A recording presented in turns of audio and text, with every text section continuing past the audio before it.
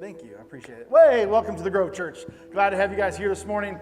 Love that song. Thank you guys so much for putting that together. If you only knew, and you probably do, the talent that we have on stage here is pretty amazing. So thank you, Rob, Holly, Justin, Nicole, and Braden for being a part of today and leading us. They're going to be back in a few minutes to lead us in worship. Right now, I want to ask you to stand for a second because some of you just kind of came in. If you're a teen, middle school and high school, and you want to be a part of the teen program upstairs, this is your time to head up that way. They got Pop-Tarts up there. If you're an adult and you just want a Pop-Tart, you may want to go up there. But take a minute to say hello, shake a hand to someone around you, and then we're going to come back and we're going to sing some more songs together.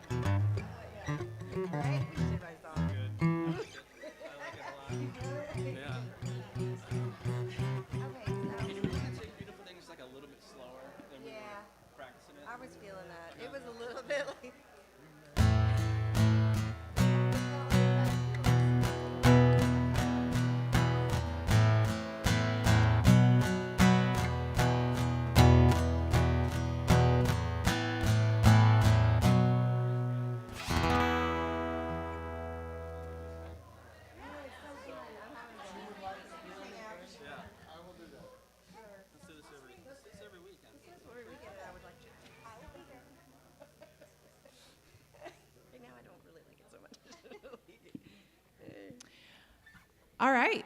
I hope you got a chance to say hello to someone new or familiar or both. We are excited to have you this morning.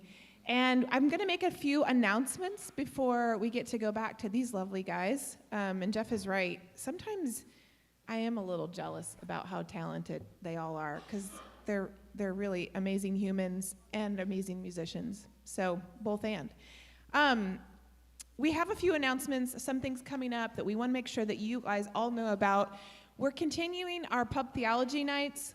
It's getting a little bit colder, but we have an amazing fire pit, so make sure you still come and just wear an extra layer. The conversation last week was great. We had a really good time. So Thursdays at 7 p.m., we meet up at the yard, and it is open to anybody that wants to join us for a conversation and a beverage and a fire pit. We even had colorful fire last week, which was really fun. Yeah, they brought what was it, like color fizzies that you just drop in the fire. So we had blue fire, orange fire, red fire. It was pretty amazing. So that's Thursdays at 7 o'clock. And then something that we have coming up in a couple weeks that we want to also make sure to mention and invite you to be a part of. We're going to be gathering together here to celebrate our dear friend Dave Waldstrom. He passed away. And he's a dear friend of ours, and we love him so much, and we want to gather together to help celebrate his life. And so on Saturday, October 15th at 11 o'clock, we are going to be gathering here in the space to celebrate him and who he was to us and how much he impacted so many of us in our lives.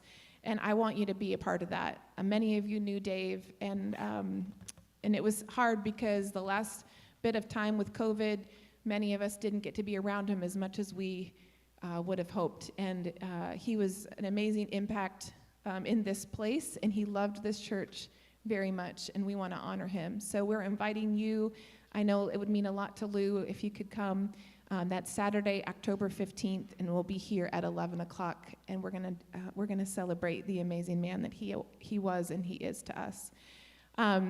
Also coming up the next weekend, the teenagers are gonna be headed to go to the corn maze, so middle school and high school students. October 22nd, we're gonna be taking a trip out to Elida, the corn maze out near Asheville. We want you guys to come, invite a friend, be a part of that. We'll probably take the vans over there, so more details to come on that. And so mark your calendars October 22nd for you to come and be a part of the corn maze. And then also, lastly, we're going to be launching some small groups soon. I want to kind of say that and just kind of put the word out, so just be watching out for more details. As we kind of move into the colder months, we want to provide opportunities for y'all to get together for some conversation, discussion, and so the small group information will be coming out soon. So those are all the announcements I have. I would love to invite you to stand if that's available to you. If you are interested in joining us and standing, we're going to move into a time where we sing a couple songs, worship together, kind of take an opportunity to find a prayerful place with one another. I'm going to read us a prayer as we move into this time. I just want to acknowledge that I know sometimes when we come together in this space on Sundays, we kind of come through the door with all different things. And sometimes those things are harder than others. And I just want to acknowledge that. I recognize that we all have a different story and different life experiences that bring us together. But this is a place that's safe, and it's loving, and it's accepting, and we are happy to have you here. This prayer is called Inside Out.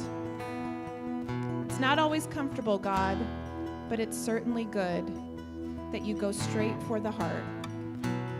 You do not allow us to skate over the surface of life, filling our days with dry legalities and pretend righteousness. No, you come at us from the inside, challenging our thoughts and attitudes, our motives and perceptions, and shaping them into the fuel for change that gives us a heart like yours and lives that are lived from the inside out. We praise you, O God, for your uncomfortable grace, your transforming spirit, and for the gift of lives lived with integrity and compassion from the inside out. Amen.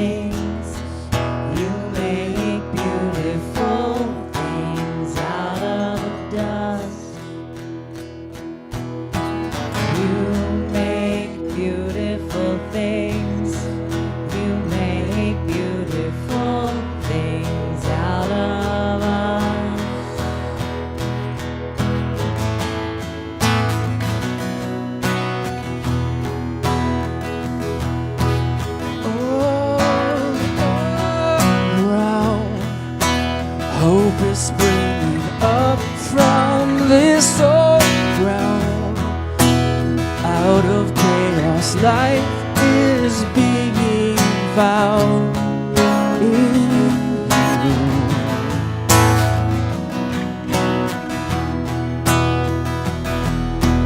You make beautiful things.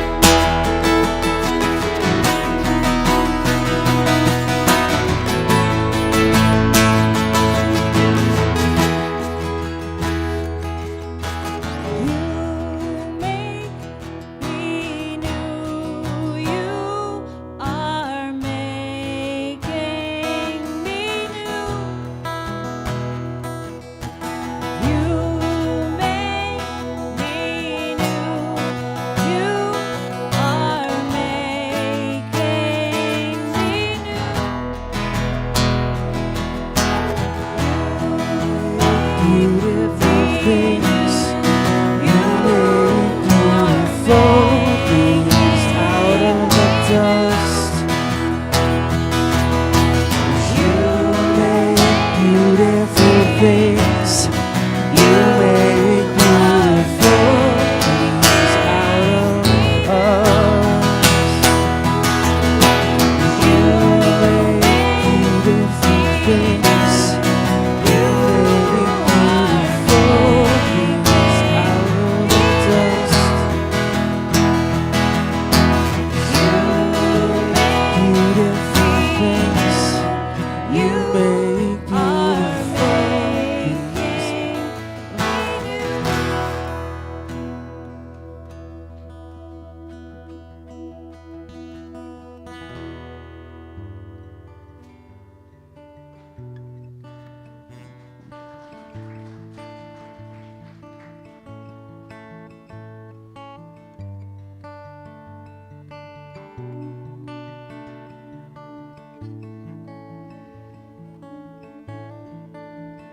You give life, you are love, you bring light to the darkness, you give hope, you restore every heart that is broken.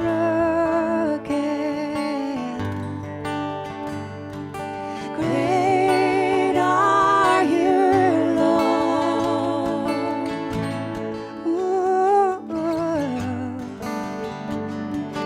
Great are you, Lord. Let's sing that again. Say, you give life.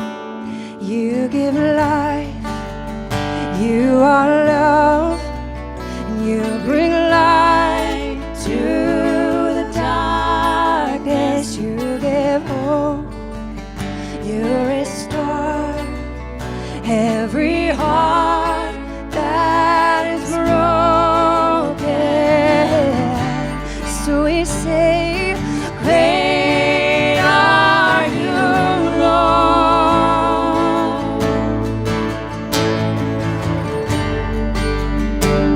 Oh, great are you, Lord. And into your breath in our lungs, so we pour out our praise. We pour out our praise into your breath in our lungs. So we pour out our praise to you only you, Lord. Yeah, only you deserve our praise. Come on, say it again. 'Cause you give life, yes you do, and you give love. And you bring light to the darkness, and you give hope. All my hope you restore, and every heart that is broken. Oh, so we say, great are you, Lord. Come on, say that again. Great are you, Lord. Oh, great are you, Lord. And it's your breath in our lungs, so we pour out our praise. We pour out our praise into your breath in our lungs, so we pour out our praise. We pour out our praise into your breath in our lungs. So we pour out our praise. We pour out our praise into your breath in our lungs. So we pour out our praise to you only. Yeah. Oh, we pour out our praise.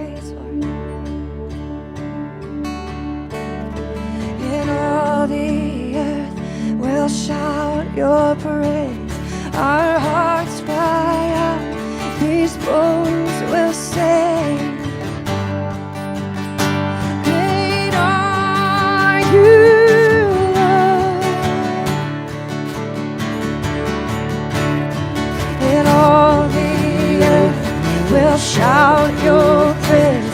Our hearts will cry, these bones will sing. Great are you, Lord. Yeah. In all the earth we will shout your praise. Our hearts will cry, these bones will sing. Great are you, Lord. And into your breath in our lungs, so we pour out our praise. We pour out our praise into your breath in our lungs, so we pour out our praise. Pour out our praise into your breath, Jesus, in our lungs, so we pour out our praise. We pour out our praise into your breath in our lungs, so we pour out our praise to you only, to you only, to you only. Come on, sing it. To you only. Ooh. Can we just say it like this? Say, 'cause he loves us. Oh, how he loves us. Oh, how he loves us. Oh, how he loves us. Oh, he loves us. Oh, how he loves us. Oh, how he loves us. Oh, how he loves. Just say, he loves me. He loves me. Oh, how he loves me. Oh, how you love me. Oh, how you accept me. You made me, oh, and you love me. Oh, how you love me. Oh, how you love me. Oh, how you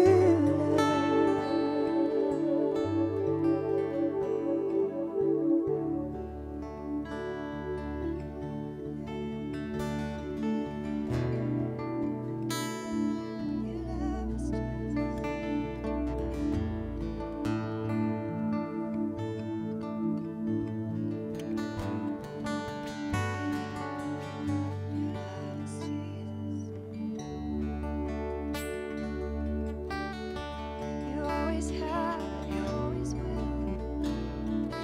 From the beginning, you love us, Jesus. You made us all. You made us all.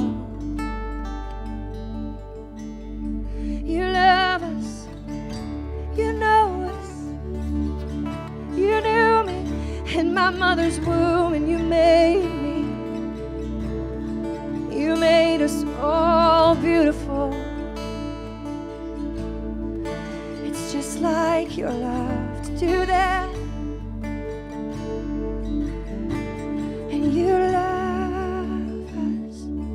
Oh, how you love us. Oh, how you love us. Oh, how you love us.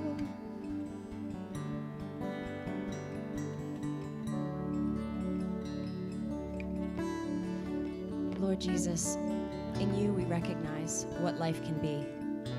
Recklessly loving, abundantly forgiving, and limitlessly free.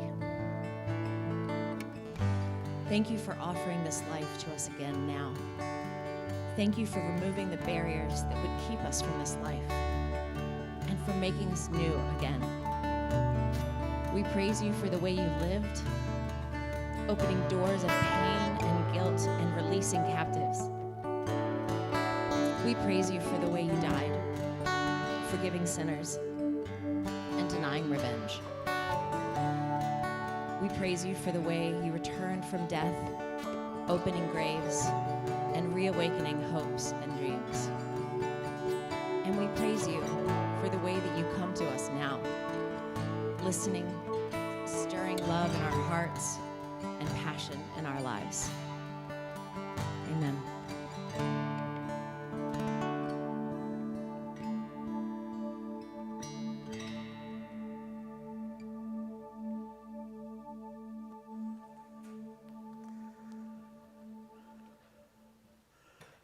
Help me thank the band for leading us in this time. So if you missed out on last night, shame on you. Just kidding, we don't do shame here. But we premiered our documentary last night. What that was is it was a detailed version of our story that for many of us started a few decades ago. Then last year, at this time, this weekend, a year ago, we, as a church, stepped into full inclusion of the LGBTQ community and affirming same-sex relationships. And we talked about how we got there through scripture, through tradition, through experience and reason. And you got to hear a lot of those stories. Really soon that will be available for those of you who didn't see it. You will have a chance to. But today what we said we're going to do is we were going to invite the editor and producer directors and a few of the cast members that were a part of the documentary up to ask some questions of them about this last year and about the documentary, as well as give you a chance to ask some questions too. So in the back there is going to be a phone number up there. It's a temporary phone number. It will not work after this afternoon, but it's for you to text a question in to kind of maybe hear a little bit, maybe something you want to know about the documentary about, or those that are on stage with me. We will not do theology questions today, so if you're like, hey, explain Leviticus 19 to us today, we have a whole series that we did on tape already. We would love to have that conversation with you, but that's not today. But if you have a question you want to ask about the documentary or those that were in it, feel free to do that. So I'm going to invite David Wilkinson, who is our editor, to come up, Justin Baker, who is our director-producer, as well as Tiffany Crisp, Matt Hewitt, and Jody to come up and to find some seats here and to sit down. We got a couple microphones. They were here. They're here somewhere. And whoever sits in this chair is going to be careful because that one goes back quick. No, we got enough over there. There's enough for everyone over there. So I have some questions prepared, but I will also be checking the text messages for other. Were you hiding behind that? Sorry. All right. So I'm going to put mics at each end. And we're going to go from there. I'm going to have this temporary text message phone number pulled up on my cell phone because it's not my personal number at all, for you to throw some questions our way. So again, from left to right, we have Matt Hewitt, who is our student pastor and one of our teaching pastors here at the Grove. They've been here since 2016. And so friends of ours, we became friends in 2000 was when we met at school down in Florida. Justin Baker, best friend of mine who lives in Nashville, Tennessee. He and I met in Grand Rapids, 2004 to 2006. We worked together. Our families meshed really well with Jill and Evely and Jet. Our kids are the same age, and we kind of done life together since then. If you remember Justin, for when I took over in 2008, for the next 18 months, every weekend he drove from Nashville, Tennessee to here to lead us in worship and to teach our band and things like that. And so a debt to you for all that stuff of that. But he is the director, producer, and the cameraman in this documentary. Tiffany Crisp, who many of you know, she's been here, going here for several months now, since a year, probably a full year anniversary now, is from here, and she learned a little bit. Many of you know her more than I do, and so she teaches here in the school system and been a part of coaching and stuff of that. I don't know. I'm not trying to say I don't know a lot about you, but That's Tiffany. So I don't know a lot about you. So, and David, I've just met while doing this thing. He is our editor, and he's also been a part of our podcast. He's created a podcast, what I'm sure we'll talk about for a moment today. And then Jody, I don't know a lot about you either. I met her in we started dating in 93 maybe. 93, yeah, it was a long time. So, so this is my wife, Jody. So she's all amazing. All right, so we're going to jump in here. I got my phone ready to go if you got questions you want to ask, but I'm going to throw this out first. My question goes to individuals, but then all of you can jump in on it if you want. Make sure your mics are on. I don't know if they're on it or not. And so you're muted. There, you just hit it once. It should be a green light or a blue light. There you go. Justin, good. The question is first going to Justin. We talked about this probably 5 or 6 years ago. We said, I was talking about this decision and things that we were moving towards, and you're like, man, if you ever do it, can I film it? And then we tabled it for a while, and then we came back to it, and I said, hey, this is where we're moving. And he's like, let me film it. So I'm asking you, why did you, both of those should work. Do you have it? Is the blue mic, you got it back there working? Let's use this one right now for now, and we'll just share. Okay.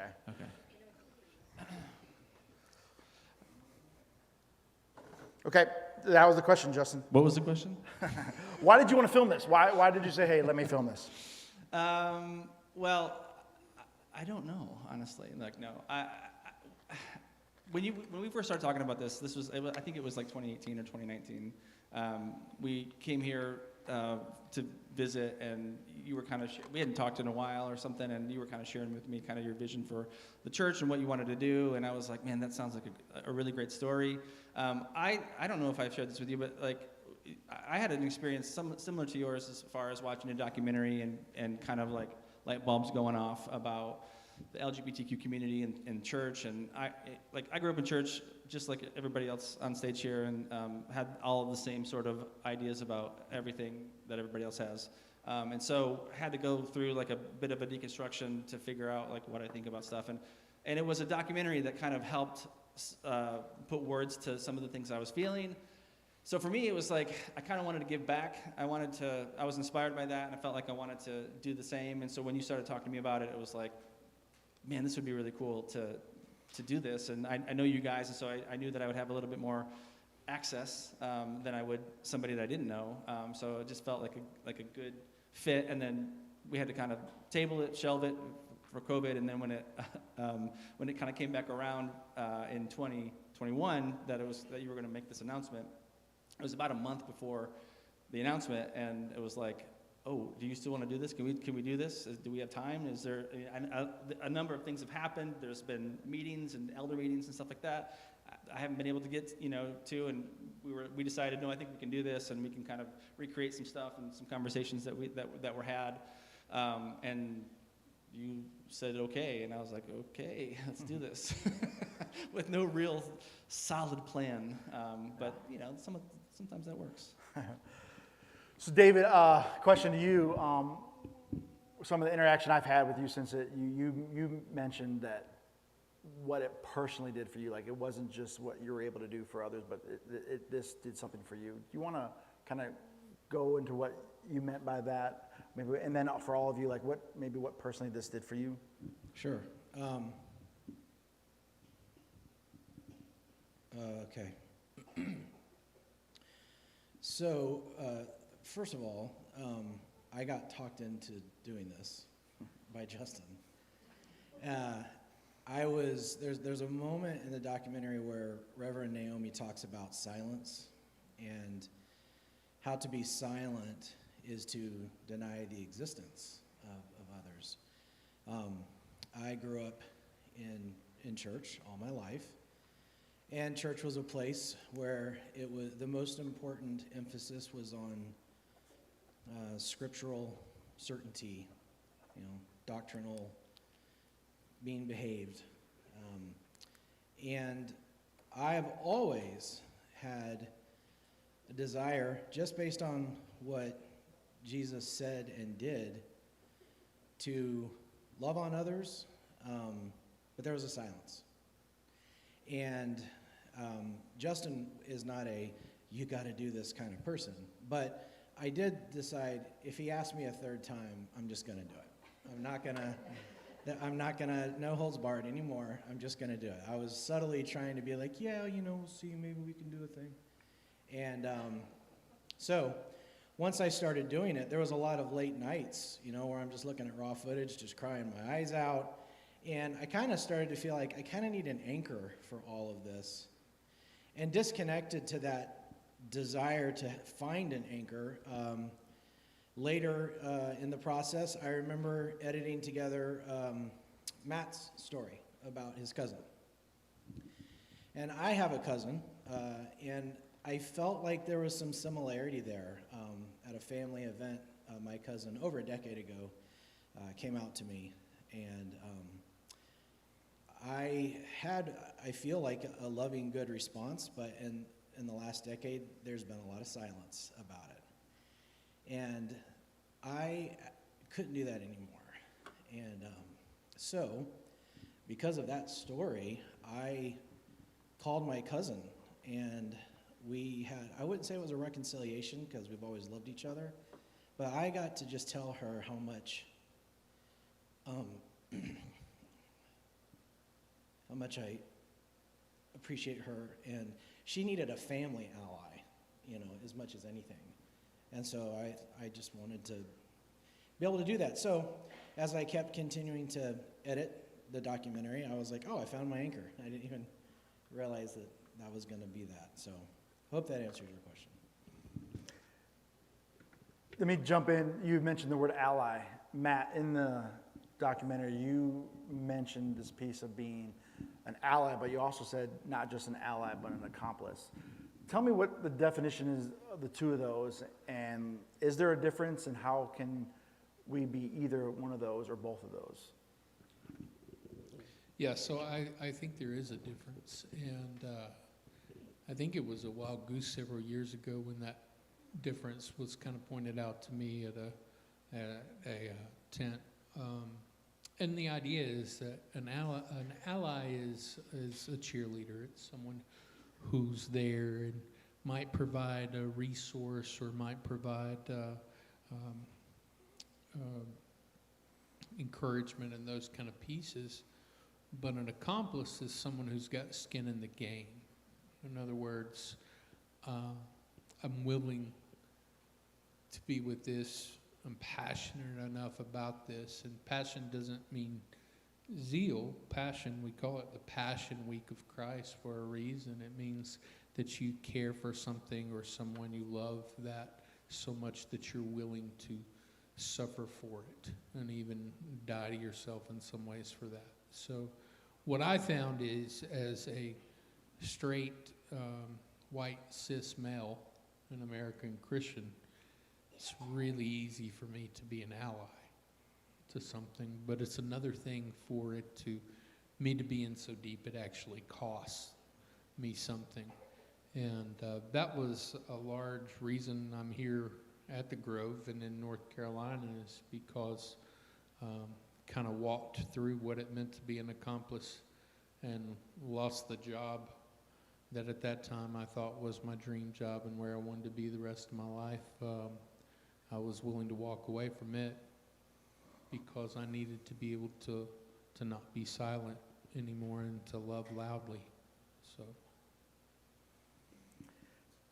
So, Tiffany, what is it when you hear the word ally? What does that mean to you? What would someone from the LGBTQ community want from straight people? Well, if you go listen to the podcast, there's more of my story on the podcast because you only saw a little bit, but I think we were here for almost 2 hours that day.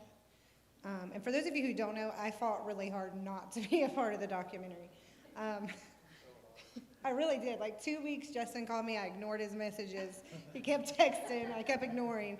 And, She actually came to me and was like, is he for real? Like, I mean, what, tell me about Justin. And I'm like, you can trust him. Like, he's a legit person.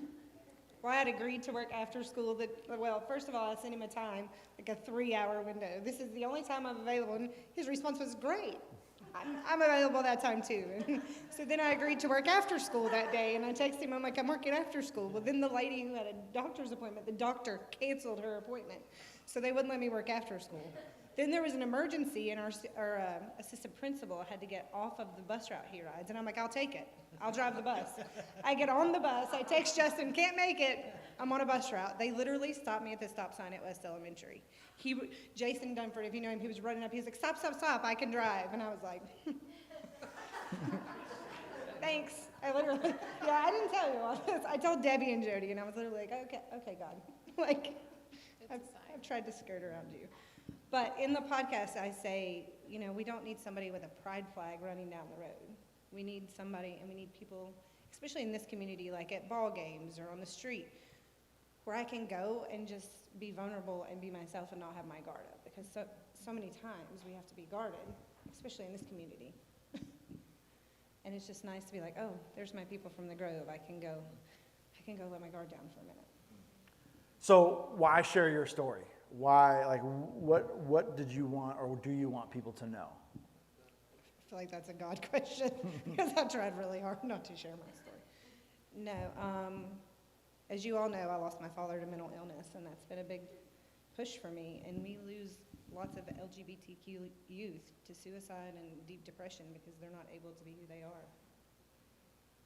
And if just one kid or one adult sees the documentary and it's life-changing for them, then it was worth every minute.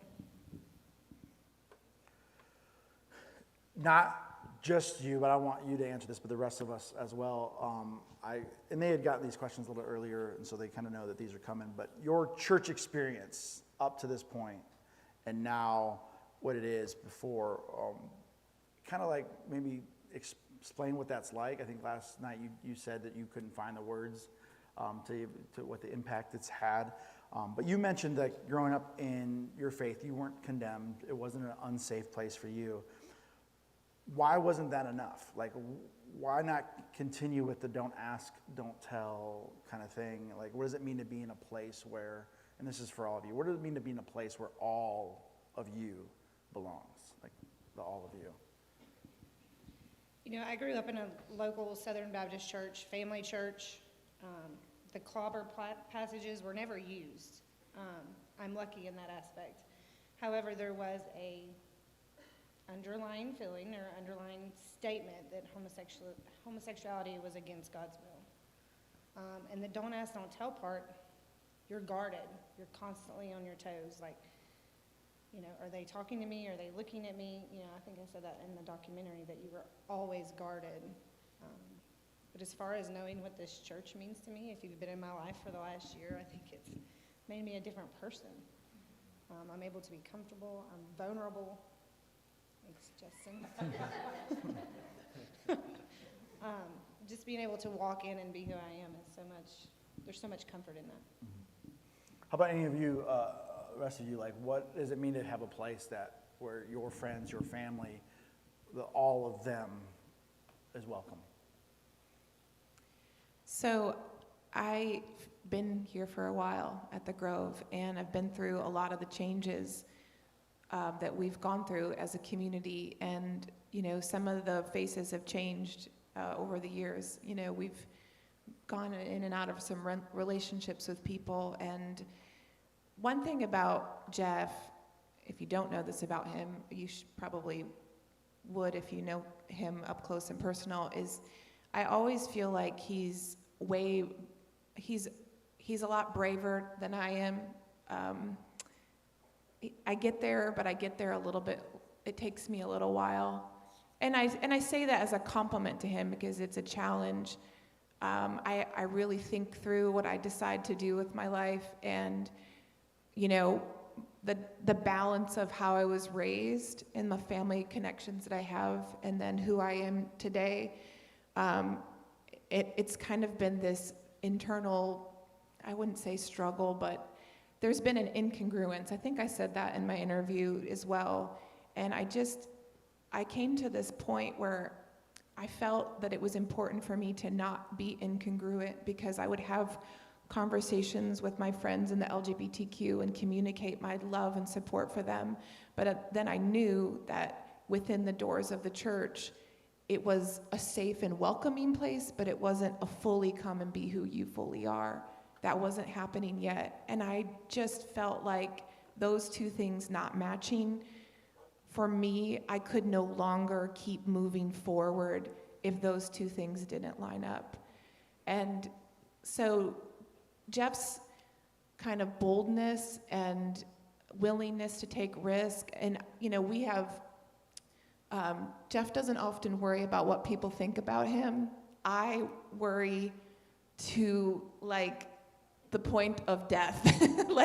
I worry so much because I care about my relationships with people in this community, and I care about raising my kids here and how they're treated in the school system and with their friends, and it's just been a real emotional journey for me. And I feel so honored and proud.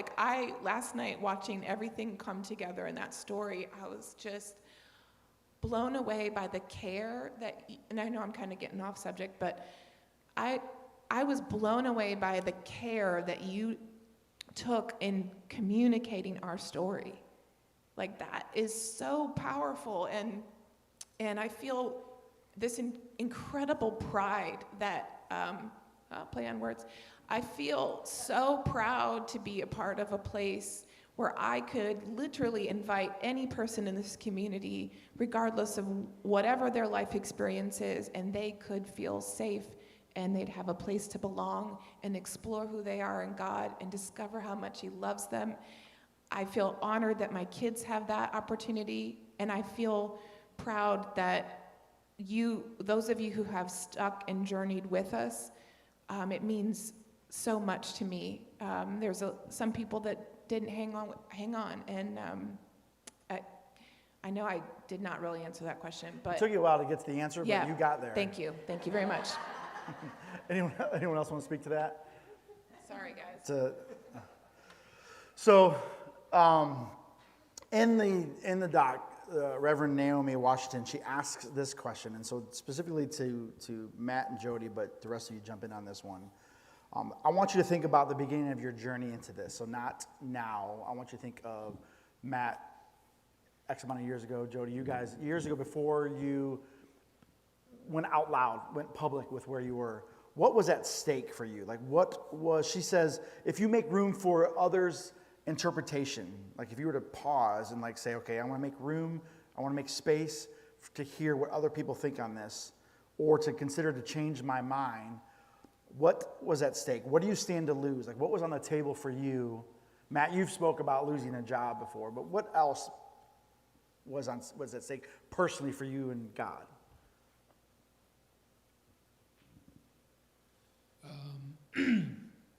So I felt like if I wasn't out loud about this, that I would lose my congruence in who I was. I know that whenever you're part of an organization, and a religious one at that there's often some kind of sacrifices that you have to lay down. Being part of a university I was at meant that I didn't drink alcohol. I theologically did not have a problem with alcohol, but to be there and to do the good that I thought I could do there, it was a right that I let go. But at some point, when the person of Christ is telling you to love loudly, and the organization that's representing His name is telling you no, you've got to decide who's your master and who's your audience and who you're going to go with. So for me, it was not only the job, and I left the job, I wasn't fired. That was a whole different thing. I just could not be there anymore. Denomination. Family, to be quite honest. I mean, I think we're all at a place now, and we've arrived at a place where they can disapprove of me and, in their mind, bad theology, and I certainly have lived with their bad theology for a long, long time, and still love each other. but it was all of those things. When you really stare into the void of what God is calling you to do, and Christianity becomes something that costs you and is not just a VIP card in culture or a get out of hell free card or any of those things, when it's actually like, I serve a suffering Christ, why would I not expect when he says, take up your cross and follow me, that it might cost me a little bit? Until you get to that point, I don't know how much of an accomplice to the kingdom you are. And so that's just personally where I had to come down with it. Okay. Anyone else speak to the cost prior to making an out loud decision?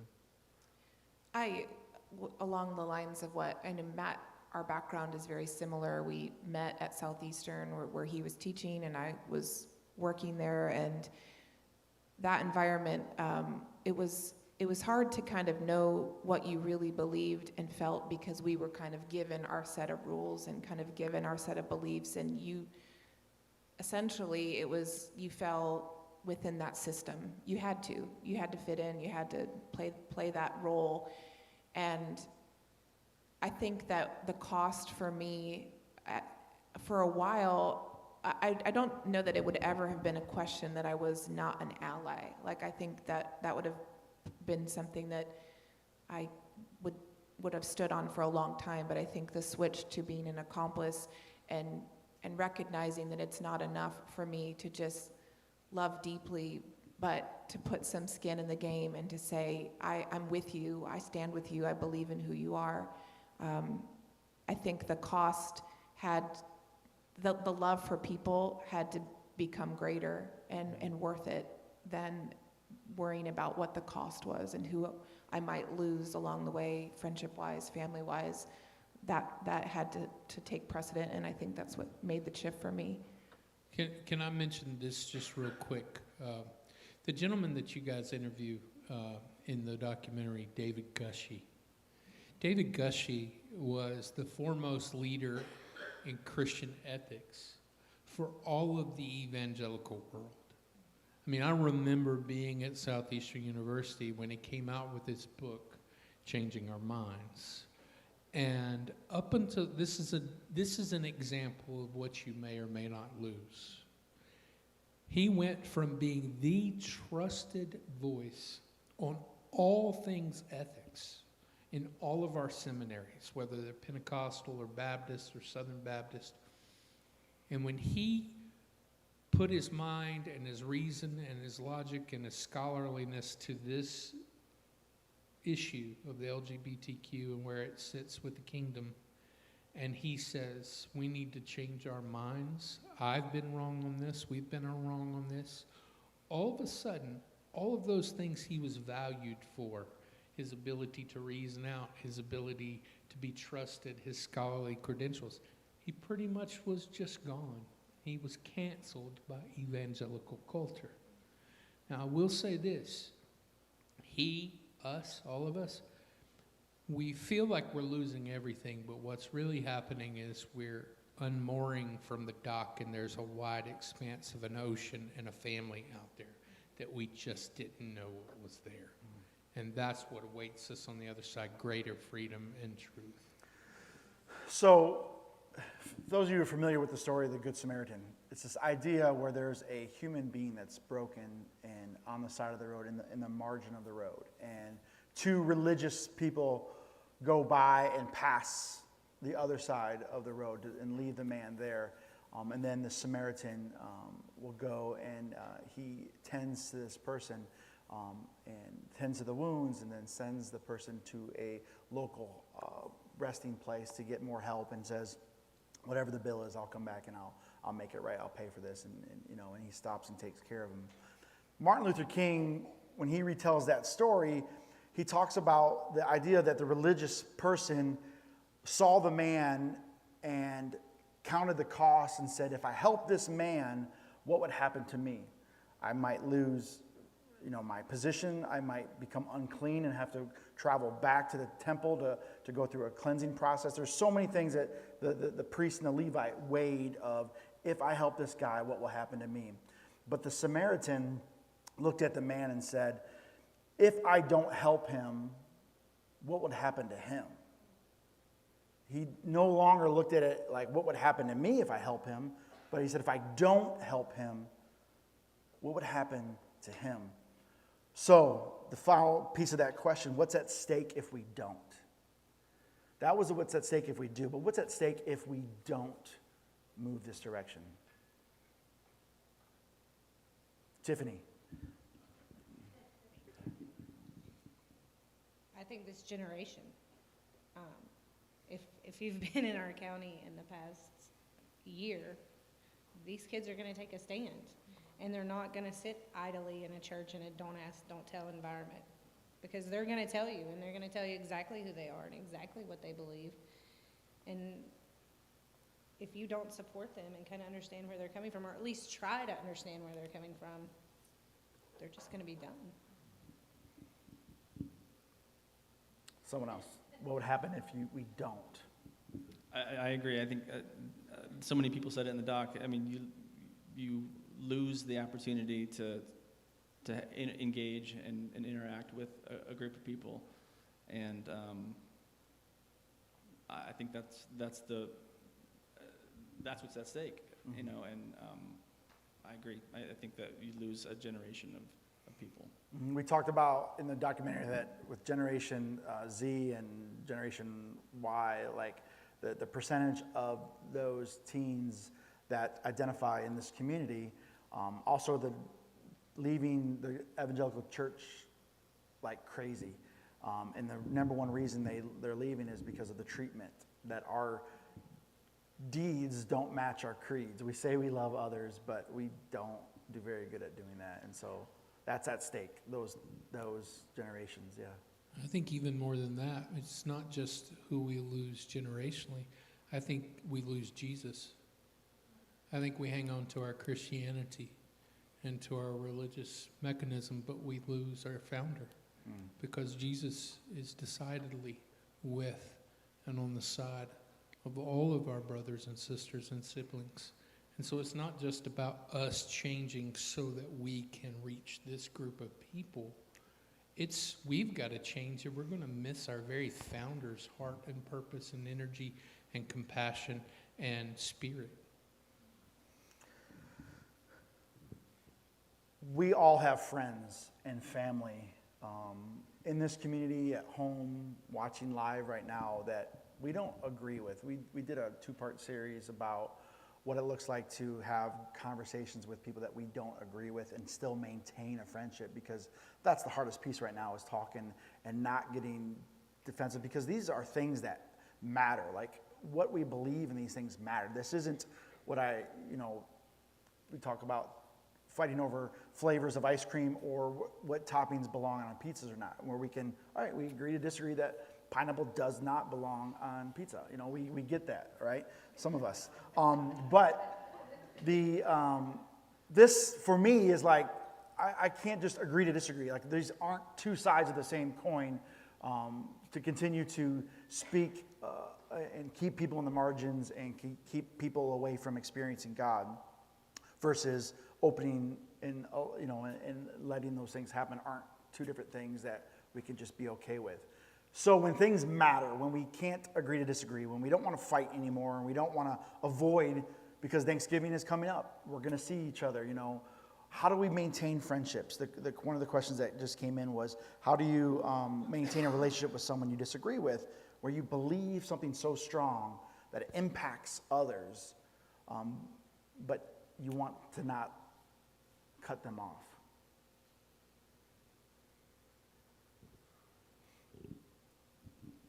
I'm a big proponent of just listening, lots and lots of listening. Justin and I worked on a series a year ago or whatever, and we talked about the importance of listening. It was even called First Listen, and it was stories of people growing up black in America. And I have so many people that I would run into over the years when you'd hear about certain things, they would talk. No one was asking, but they were answering questions that no one was asking.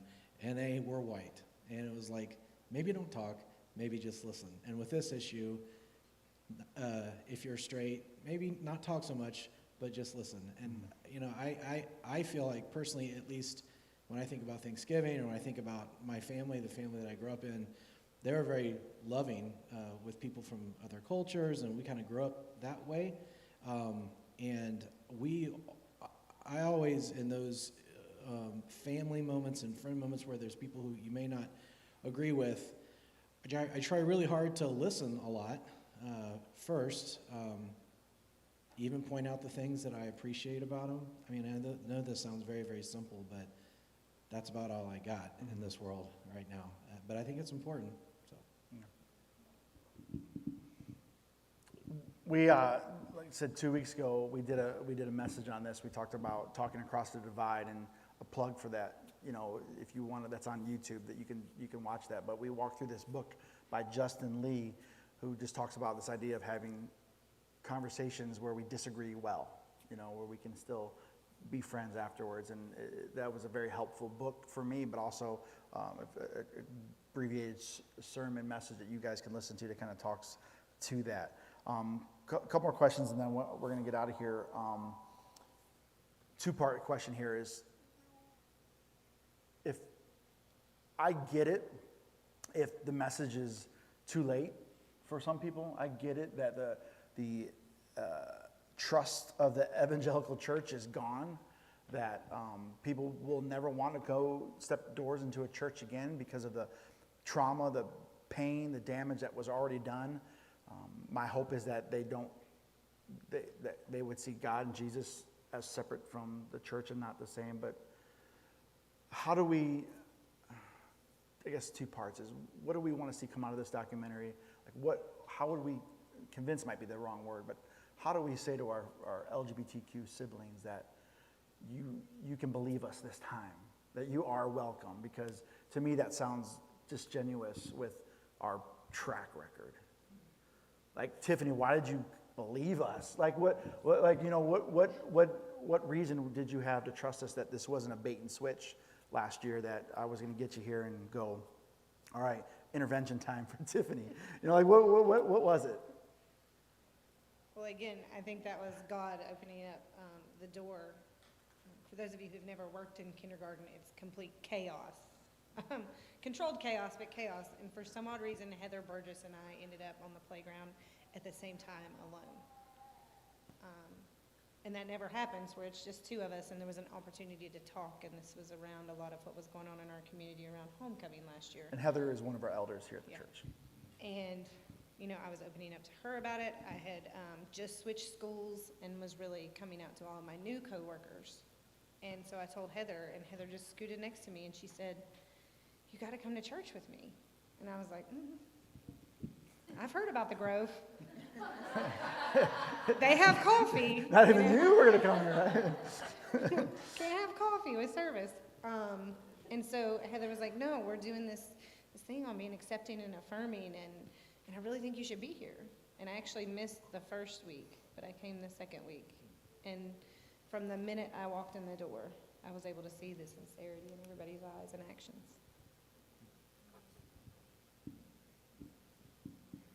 I think that my hope with putting our, you know, I know we're a small town and a small church, and why does it matter? Why does it matter to get this story out there? I think it matters for a lot of reasons, but primarily people that we care about. I feel compelled to kind of put our words to action, you know, to follow what we're saying and actually act it out. And I feel like if this story helps perhaps inspire another small church or a big church, or just a person who maybe has similar upbringing or grew up thinking things one way, but maybe can see that there's an opportunity to maybe change your mind, or to consider taking another look because people's lives really do matter.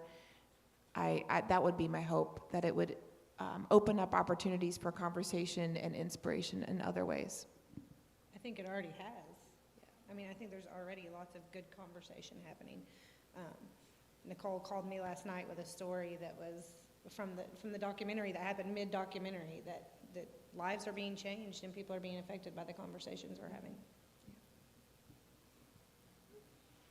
Anyone else want to speak to that, or what their hopes are for this? Yeah, I think, I mean, ultimately the goal was to generate conversation around the topic and to show that that it's possible, that a church, regardless of where you're at, and the idea was like small town, Appalachia, rural, conservative, like you can do this. I mean, this is a viable option for your church, and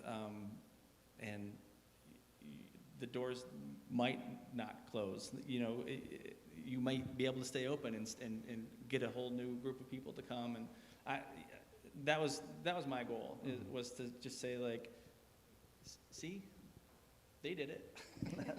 So can you. From each of you, a favorite part of this, favorite moment from this documentary that you saw that maybe you were included in that, or you saw from someone else, or a piece that you're like, if you watch it again and don't miss this piece, you may have missed this, but check out this part of it, you know, or pay attention to this. Like, what was a favorite part, interview, comment, image? I'm going to go quickly. There was one every 2 or 3 minutes in this documentary for me, but I'm going to quickly name 3. One is when Matthew Paul Turner talked about love with asterisks. I was like, I think every person who claims to be a Christian just needs to know that that's a real thing, that's observed. When Stan said, and this has been my mantra, that dispositions of the heart are more important than positions of theology. And then I loved at the end of Tony's story when she said, "This is the church I've been looking for 40 years. I think I was kind of surprised at some of the things that the words that were put to things that I've been feeling and about all of this, from like some of the whiteboard stuff that you guys were doing in the elder meeting, and the scripture, tradition, experience, reason, like that, breaking that whole part down in the way that David kind of put that together with Gushie and Naomi and some of the other experts. It made it like seeing it was like, oh, duh, yeah, that makes so much more. That makes a lot of sense. But I didn't have the words or the terms to put to it as to why I had gotten to where I'd come. So that was a kind of a light bulb moment and just a nice. I feel like I was able to learn through this process as well. So that was meaningful. I love that the whole world now knows about me losing my swim trunks at the beach. Thank you, Jeff. Yeah. Second favorite part of the film for me. I think that I want to have dinner with Reverend Naomi. Yes. Like, Can we set I that feel up, like we please? need to be best friends. Can you make that happen? Can you fly me to Philadelphia? Yeah, I'll see what I can do. I feel like, Or just fly her down here. yeah, or just bring her here. Oh, I love her so much, so much. I She was think my for me, favorite. my favorite part of the documentary actually wasn't in the documentary. It was sitting here for the interview. It was the first time I had really gotten deep and personal about my story, and some hard questions were asked that I answered truthfully. And I think last night, even my mom, who was here last night, some of that stuff she had not heard until that point.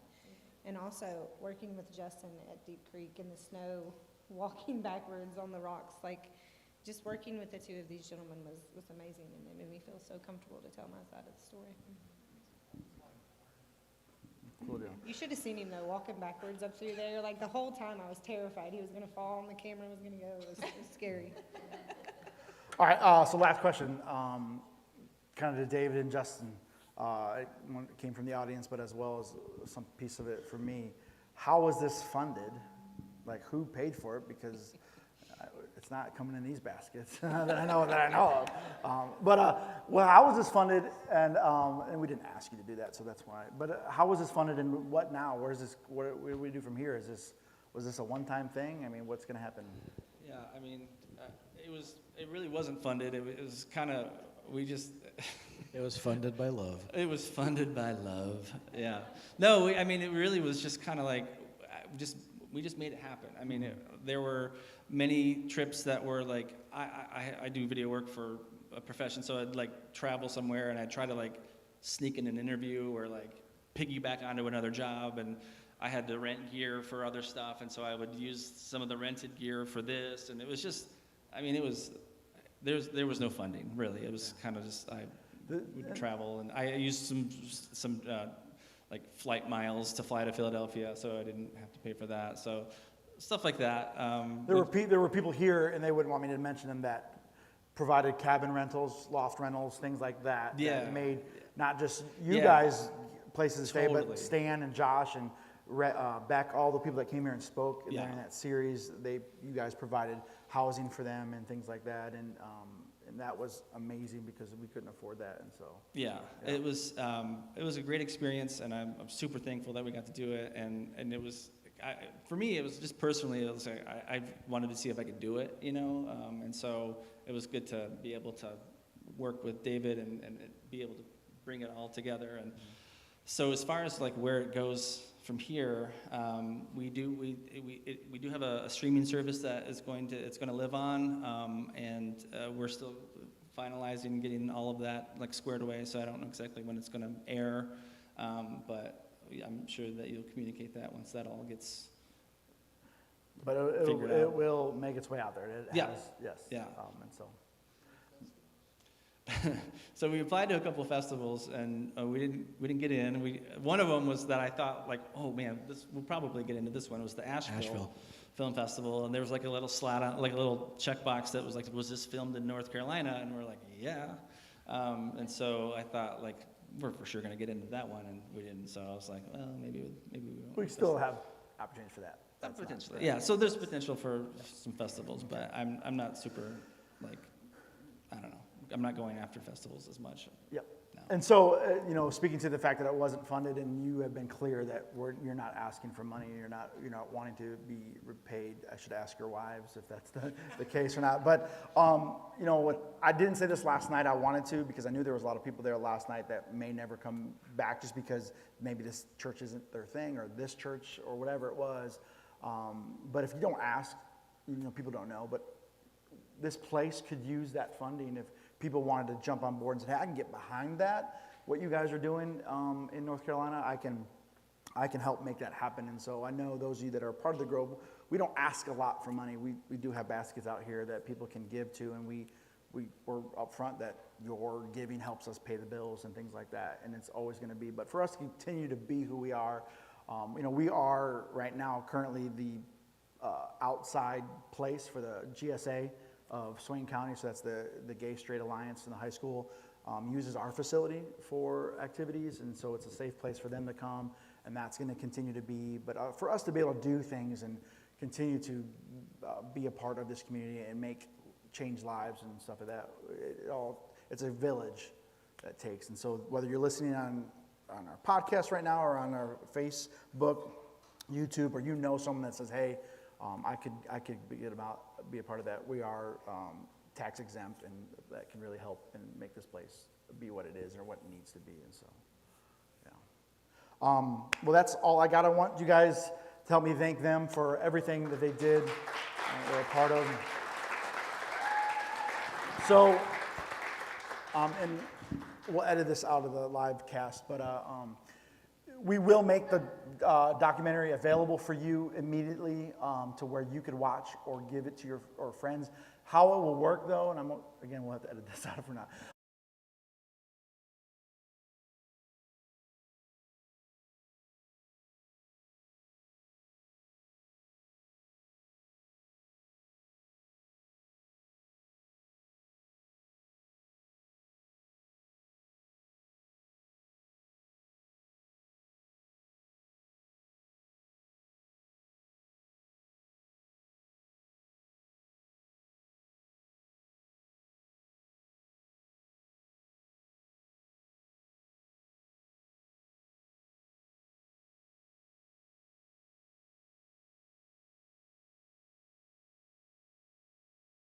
mentioned this last night, but I did want to say the podcast, the series that we're doing right now on Story Preserve, I think there's 4, but there's actually still more coming, and excited to just let those breathe, you know, So longer these, stories. all the interviews that happened that had to get edited out. So if you want the 2 hours of Tiffany, they're going to be they're good. Part 1 and part 2. Yeah, so those things will be on there. So a lot more that didn't make the cut, not because it wasn't valuable, because time-wise. And so those are there. So cool. Well, good. Well, thank you guys so much. And thank you guys for being here today. I know I kept you late. We are going to head over to the yard. The Soul Bowl is going to be there with their smoothie truck, and we're going to have the bar going. And if you guys want to continue this conversation or continue community and hanging out, you're invited to come out to the yard. We're going to be there around 1:30. We'll open up and get everything going. And so you guys are welcome to do that. That's what we're trying to do on Sundays, is just invite you out to more community. All right. Thank you guys so much. We'll see you maybe later.